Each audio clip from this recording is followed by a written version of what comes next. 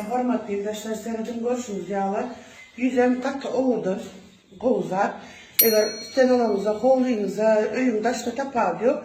Koyun yağdığınızda yuvup sıyırıp biliyorsunuz. Şimdi arka tarafı bunu boy zaten koyup boya. Paramına berkidip bir yerine giydirip. Yine şuraya yağladı. Giydirip, yine şuraya yağladı. Demedi veriyoruz. Katı kovuzar, şu an dövre var.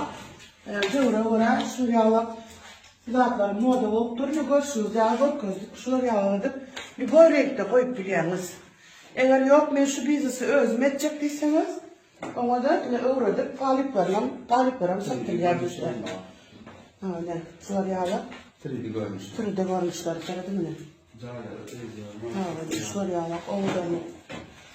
Zaten kahveden hem proşu olduk ya bunların. Hormatly işte şu stuğum bu kitleyiz, stuğuklar almalıyız, kvadratı çekiyorum almalıyız. Bakalım, açmayalı videoların sonunda bakalım koyular ya da hiç verdiler yazıp biliyoruz bakalım.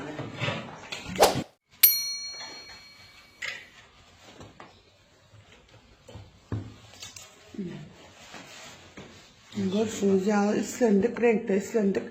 Dekoratifle hemen edip biliyoruz önümüz için.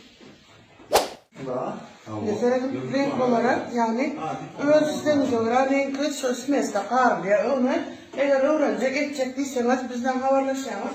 Şöyle renklerine görükecek oldum ne? Renklerine seyredim ben arkadaşlar.